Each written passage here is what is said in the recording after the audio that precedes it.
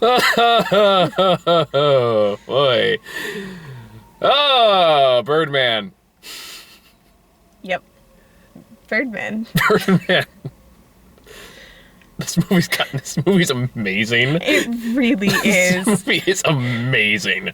But it is Jesus Christ, it's total fucking mindfuck.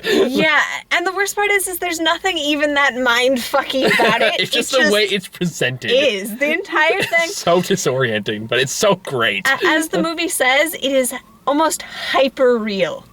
Yeah, this is one of the most unique films I've seen all year.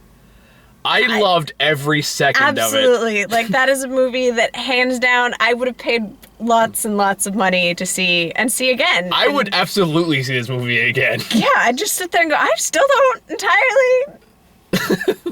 I'm not sure, but yeah. Okay, this is one of those reviews I'm gonna try not to spoil too much about, especially towards the end where just Tolson just fucking crazy.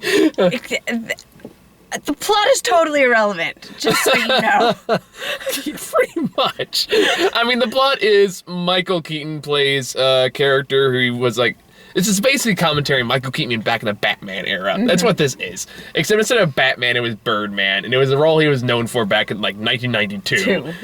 And now he's kind of washed up since then. That's all he's really known for. Now he wants to make his play that's based on his childhood star. And the rest might as well be called Tech Week. Pretty much. And it's about the struggles of a movie star, a blockbuster star. I mean, movies should really be called Actors and Their Incredibly Fragile Egos. Pretty much. And it talks about what it means to be a big star, to be a one-hit wonder, to be crammed into one role and never have anything else. And when you lose all of that, like what it does to you as a person when your entire existence was defined by one thing. And then you're not that thing anymore. And it's so good. And it's so true. Like, we have all been there. 100%. Like, I've been knee-deep in theater. I've met these people. Except, was that Zach Galifianakis as the attorney? That's what I thought. Because I'm going to IMDb that. Although, I have to admit, casting Edward Norton in this film. Oh my god! Edward Norton was fan-fucking-tastic. And given... I'm not convinced he was acting. I'm not either. I'm fairly certain they just got him drunk as fuck and just set him loose on the set and just said, go. So this is why he's not in the Avengers. He's so good, though. It's great. It's like Edward Norton is where he plays like a last-minute replacement actor who's conveniently like the husband of... one of the main female lead in the play, and he's just a pretentious asshole theater dickwad. If you've done theater, you've met this person. Yes, you have. Who just think they're like so good, and everyone else is just so trash. And the problem is that they legitimately are good. I know. He is so good. Like the way the movie introduces him, he's like he's supposed to be this big, huge star in New York. Like he's a big Broadway star in New York. So Michael Keaton's just really, really excited to have him on board. So they go together and they start going over lines because he knows most of the lines already because someone's wife threw it. And he starts Edward Norton starts poking the bear, just like get him riled up. And then the scene turns out like the scene gets more and more intense and they're practicing until like it's really fucking good. And then there's a pause and Edward Norton just goes, like, right. That turned out pretty good. And it's this whole character, and the entire thing is poking the bear. Like, that's how you should caption his character.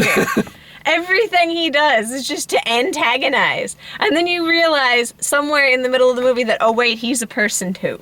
Well, like I do have one major problem in this movie. I'm gonna get into it. It's the character of the critic really bothered me. But I just completely ignored him. Like, you were irrelevant. I don't see why you exist. Go away. Okay, so I'm gonna look. First off, I want to find out if that was Zach Galifianakis or not, because that's gonna bug me if I don't look it up. But I also just the irony of that was Zach Galifianakis. That was fantastic. I know, unrecognizable. If it wasn't for the beard, I would not have known. Not the beard thing, but so good, so good. Like bravo, because I did not recognize him at all. And it was nothing like his other roles. Exactly. Totally stepped out of it, and he owned it. Everyone in this movie owned it. Oh, just yeah. 100%. Like, I called it. Back when we did that road trip movie with Robert Downey Jr., I said, he can seriously act really fucking good, but he needs to pick a good movie. Here it is. I called it several years ago. Due date, that's when it was called. But no, I will. Just the irony of having Edward Norton cast in a movie, given some of the things about the movie you'll see eventually, the irony was not lost. Oh yeah, I mean it's one of the, like. Here's the thing about this. It also does like the artsy fartsy stuff, but it knows it's doing the artsy fartsy stuff and like openly begs you to mock it. And it makes fun of everything. It doesn't only make fun of artsy fartsy stuff. It makes fun of just actors' personalities and big like Hollywood and what happens in Hollywood, and it makes fun of New York, and it makes fun of all of it. Like there's a great part, like one thing, the way that this is shot is so different too, because there are no cuts. There are 0 cuts in this entire movie. You're just in a different scene. Like it's actually filmed like a play, which I thought was actually really clever. Where like there's no like cutaways, anything like it's just one continuous long shot. Granted, there are edits, obviously, because I can't do that's a 2-hour one-shot movie is incredible if you can pull that off. But so there's some cheap editing tricks I noticed they were doing, but it's okay. But the presentation immediately gives a unique feel to it. I mean, there's moments where characters are drinking and they film it in a way that you kind of need to hold on to something because you're like, am I drunk? Yeah. Are you drunk? It takes a while to get used to, but there's a great part right in the beginning of the movie, like where Edward Norton, again, he's the diva of the group. So, like, right during the preview, he, like, loses his shit because he was actually drinking while he was doing the play and just destroys it, basically. And then Michael Keaton, his character's name is Regan. Yeah. And this goes off on him. And then they end up walking to a bar, and Edward Norton turns and goes, you know, you people from Hollywood, you don't mean shit here. Nobody likes you here. And then right after that, like, a family comes up, like, excuse me, are you Birdman? Can we get a picture? Can we get a picture? It's like, and then he gave the camera to Edward Norton. It's like, can you take it for us?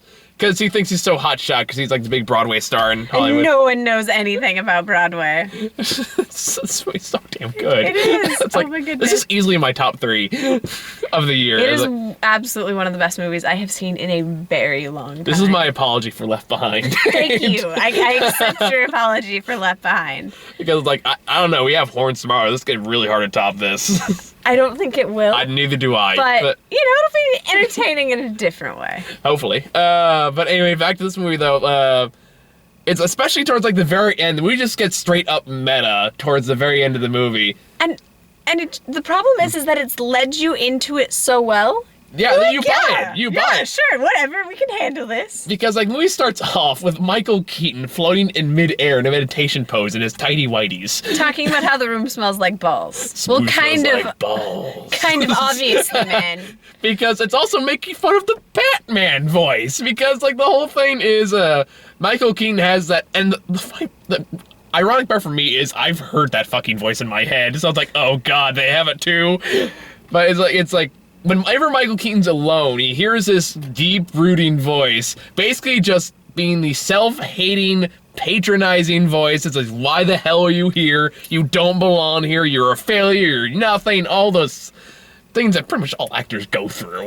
Birdman is talking to him. His character that defined him will not leave him alone, and it is quite literally the personification of Birdman, and then Birdman pops up towards the end of the movie. Yeah, yeah. I was avoiding telling them all of this as much as possible. I know, that's all I'm going to say on that, because the sequence, it's kind of in the trailer, so they kind of show a bit of it. But oh my god. Just, it's getting really weird.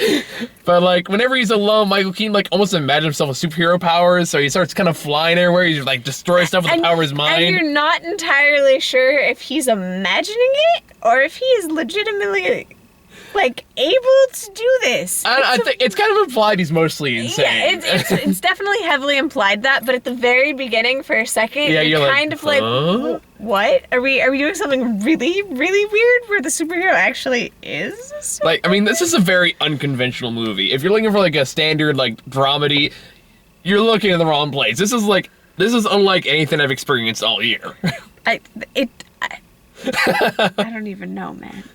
It's like this is one of those unique movie experiences. We had to go to, like, this small theater in Campbell to go see this movie. It's like, this is worth finding. Yeah, it really is. It it is not going to show up in your local mainstream. No, because this is not a mainstream movie. But it's not even entirely crazy indie film either. No, it's not. Like, again, it kind of seems like it's going for that at the beginning of the movie because you have those weird, like, Jeopardy-style credits that come up. I cannot remember the guy who used to do all of the movie credits like that, where he did this one with lines that stacked on it. Oh, I don't know who did that. But... I feel so sad that I can't remember him, but it's really reminiscent of an incredibly, incredibly famous credit designer for a lot of old movies. And it has that same feel. He did these stacking line things where this does it with text, but I sat there and I'm like, I know this. I've seen this. Oh man, this movie is kind of a rush because there's so much going on. It's happening so fast, and yet it still feels like it's going at a good pace. You know, it never feels rushed. Yeah, it never feels like it's dragging. It flows. Yeah, it like flows. Somehow they pulled that off since a lot of it is just one continuous shot, from what I can tell. I mean, and it's all nuts. All of it. Yeah. None of it. There's nothing sane that happens. No, like I said, this is just fragile egos and just really narcissistic personalities all throughout everyone. Like it's this great cast. You have Michael Keaton, you have Emma Stone, who plays the daughter, who has that soul-crushing monologue. I know. He takes it really well. Yeah, it's I don't want to give it away. You don't want to know. It is. It's followed by Michael Keaton smoking pot because I don't do drugs or any of that stuff. And I'm like, yeah, I probably would too. And he burns his face on it beautifully. So. Oh my god, there's just so much I loved about this movie though. It's like it's hard to talk about without giving everything away because it's not. This is one of those movies like you don't want to say too much. You have to experience it for yourself. You just need to go see it. You it's really like Cabin in the Woods. You don't say anything about it. You just tell the person go see it. Go see this movie. It's about people in the woods. Go for it, and then that's it. Because the rest is just and all you have to tell them is it's not quite like a normal horror film, and that's why you should go see this movie. It is not your average. We're gonna follow the life of this person. No, it is the spoof of that. And it is not This is not your average dramedy. No. This is like. This is so much better. It is. If they did all of them like this, I would actually pay money to see those. I mean, I'm a fan of the dramedy genre. When it's done right, it can be really good. But even then, I don't know how to properly categorize this movie. I wouldn't know. I'm not entirely sure that they have made up a particular genre that quite encompasses. I mean, dramedy's like the best one I can think of that really encapsulates. Because you have incredibly talented people in this movie, and it's like a very good story, a very sharp script. It is. And I just gotta wonder how, I'm dying to know how this movie was made. Like, this is a movie I would actively watch all the behind-the-scenes footage, because I want to know how long this all took. Michael Keaton and Edward Norton just hang out. They probably hate each other. Doesn't even matter. Oh my god. And then they make fun of, all the other Hollywood trends, like the part where, right off the bat, one of the lead actors, who they all say is terrible, gets injured. And, it's like, can we get a replacement? How about Michael Fassbender? He's doing the X-Men prequel. How about Jeremy Renner? Who? He was the Hurt Locker guy. He's an Avenger now. Croc! It was so funny. And they talk about all of the big actors, like George Clooney and Robert Downey Jr., and they are totally aware of all of the trends that are happening. And then, there's a part where Michael Keaton, I'm not gonna say why, Michael Keaton ends up walking around the middle of the street in his tighty whities. And what started making me laugh was, for more personal reason for me, it's just a random guy dressed as Spider-Man in the background. It's like, oh, look, there's me. And then the very end, which is a total mindfuck. I don't even know. Because we needed a marching band. And Spider-Man fighting Bumblebee. Okay. No, that was Iron Man fighting Bumblebee. No, Bumblebee showed up first, and then Iron Man came up afterwards. I don't even know. Then it was Iron Man versus Bumblebee. If anything we have said so far has piqued your interest, you will like this movie. Just go see it. Just because originally walking into it being like, okay, it's going to be about the life of Michael Keaton or some take on it, I was prepared for fairly standard. Nope. No, not even. I was expecting something along the lines like Bill Murray in Lost in Translation, where he's basically playing himself. Yep. But it's still Michael Keaton playing himself, just a really, like you said, hyper-real version of himself.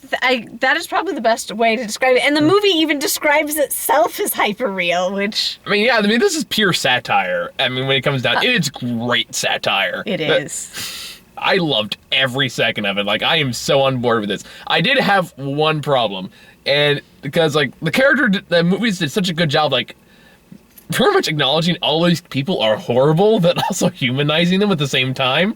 Like, they straight up say Michael Keaton's character is a bastard at one point. That's like, and he's kind of like, yeah. And towards the end, he's okay with it. Yeah, he's just like, this is who I am. But there's a character like the critic, and the critic bothered me. Well, because I read an article about this before I went in there, so I kind of was already expecting it.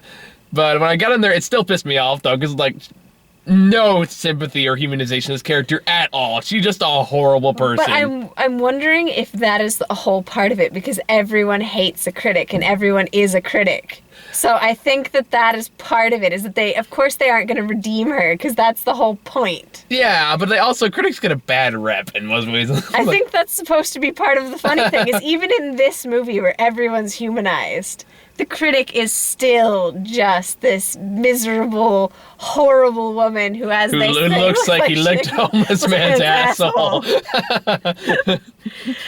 And she smells like balls. Like, there are parts where you just laugh so damn hard. And there wasn't a whole lot of people again. We went to a really late showing at this obscure theater, and everyone was dying. Oh yeah, it's like past midnight right now. It's really late. It is. And I'm like so hyped up right now. Oh my goodness, it was so good. But I mean, I understand. I think that it was a little odd that she was the character that wasn't given any type of redemption.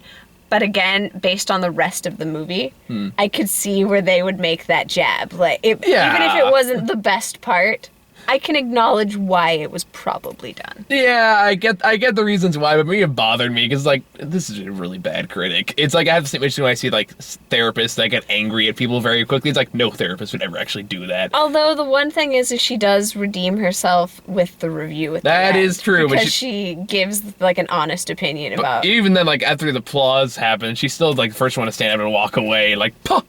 And stuff like the pompous woman, and I don't know.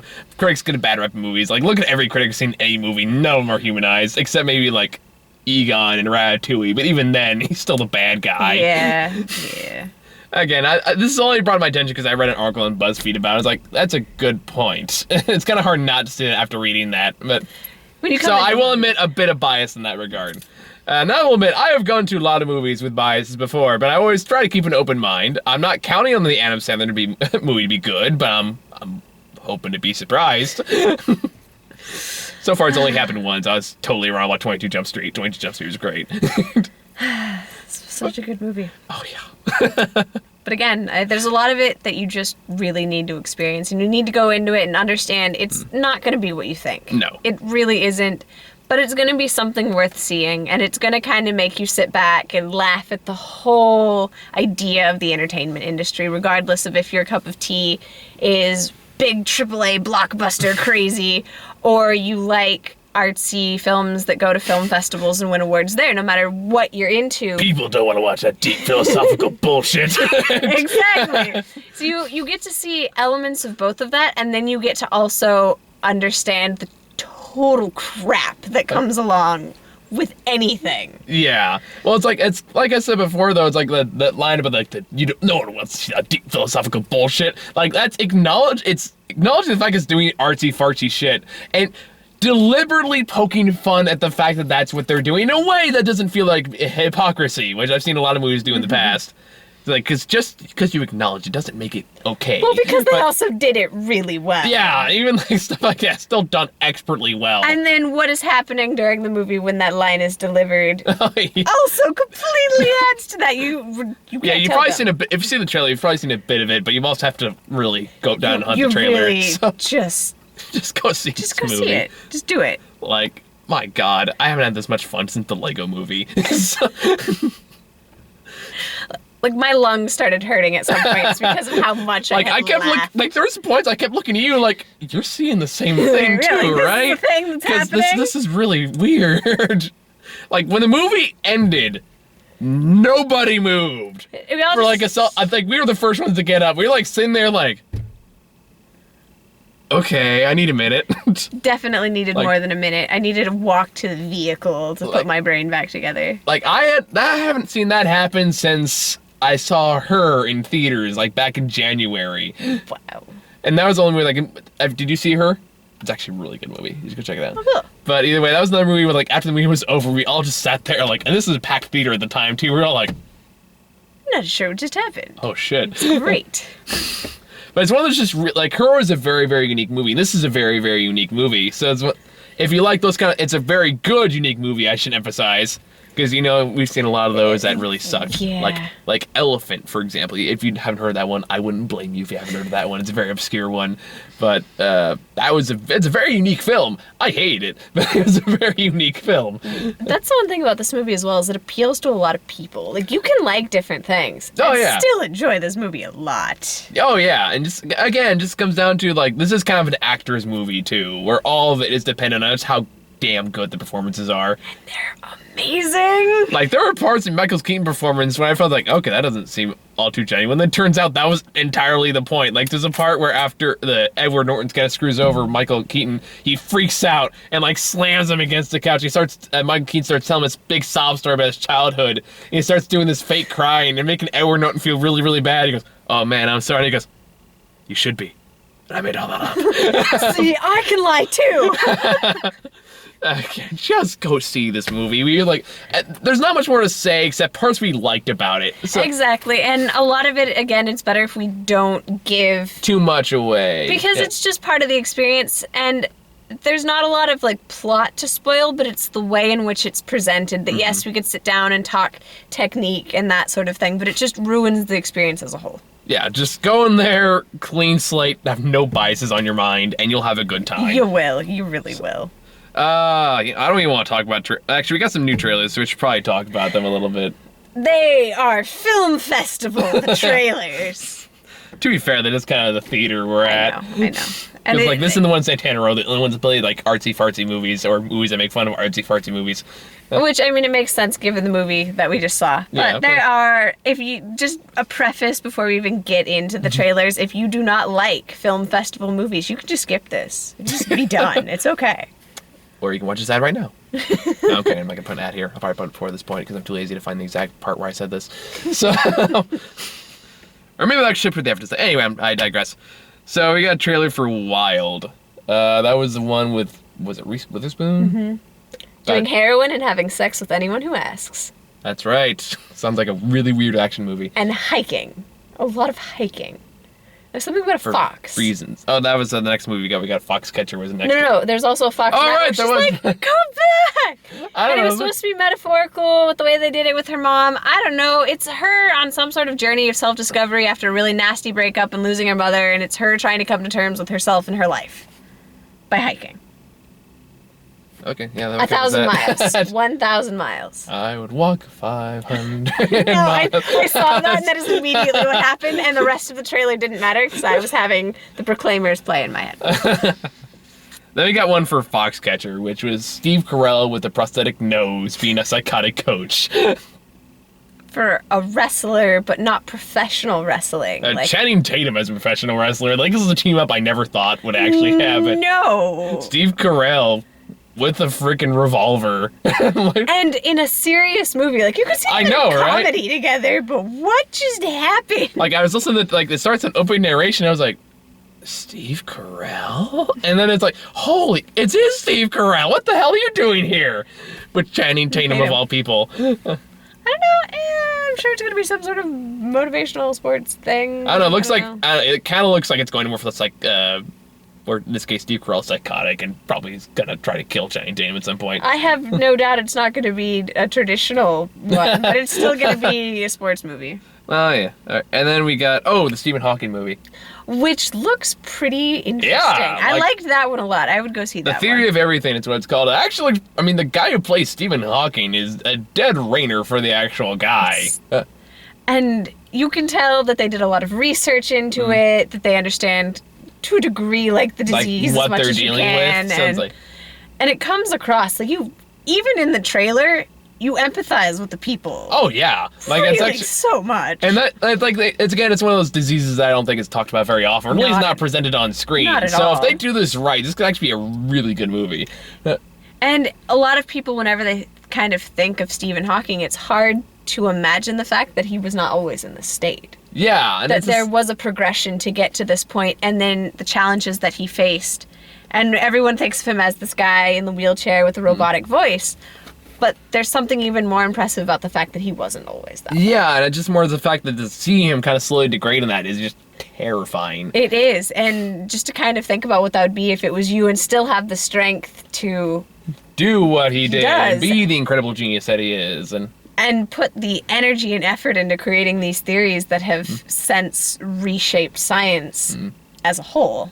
Yeah, so so far it looks like they're pulling it off. I mean, of course, with any biopic, it's always kind of risky. I mean, look at that Steve Jobs movie that came out last year. Yeah, that is very true. And, of course, really selective editing in terms of what you put in trailer. But from the trailer, I mean, it would be something that I would at least give a chance to. Yeah, so, I don't know, we'll probably check that when it comes out. And then we got, which one was Rosewater? That was the Iranian election movie. Oh, the one that's directed by Jon Stewart. Yeah. Yeah, I'm actually really curious about that one. This one is pretty fascinating. It's about a journalist from Newsweek who was sent to cover the Iranian elections. And he is, we're led to believe, probably of Iranian descent or something in the Middle East.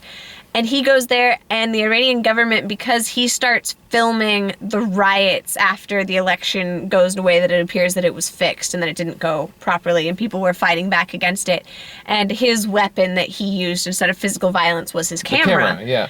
And then he is considered a spy. And so he goes through this incredible amount of psychological torture to try and find out what he was spying for, and it's kind of his movie of surviving. And he has a wife that he left behind who's a month pregnant and kind of that sort of thing. Yeah, bullshit, that was a month pregnant. I know. Definitely. That's more like if you're 1 month pregnant with, like, quadruplets, maybe. Quadruplets? Quadruplets, or I don't know what they're called. Quadruplets. Okay, I think that's what it's called. No, I just really like that term. That was Quints, I don't know, maybe. Quintuplets? Oh, that's a terrifying thought, isn't it? No. It looks pretty good. I mean, I've read some stuff about this movie. I know Jon Stewart worked pretty heavily with the guy who was actually involved in this. I love the idea of doing a film about Iran because the last real movie about Iran was the animated film Persepolis, which was fantastic. If you haven't seen it, it's also a book. Well, what about Argo? Well, yeah, I guess there was that one too. Yeah, that one won Best Picture, to be fair. I know, but not a ton of people saw it who are outside of that.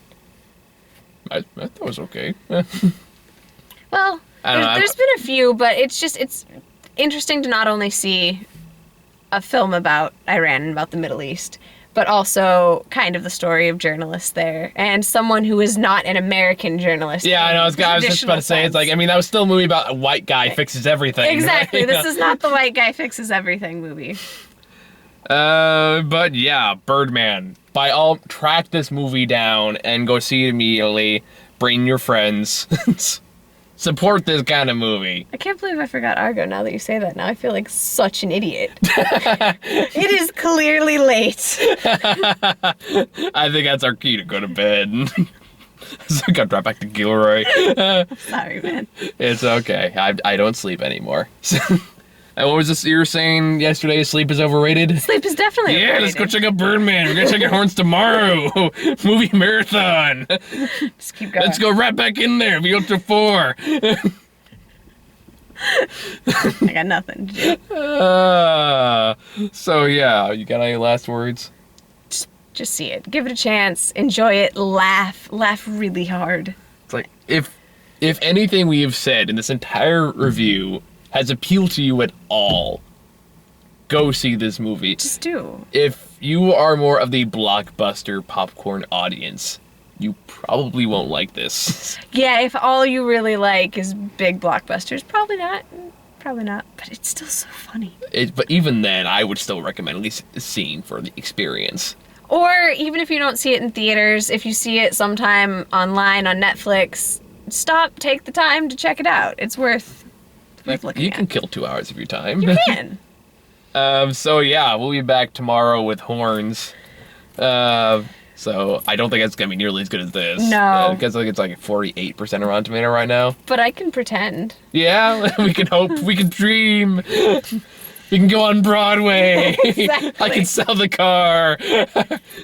No, I can't. No. Because then how am I getting home? But we can call Birdman.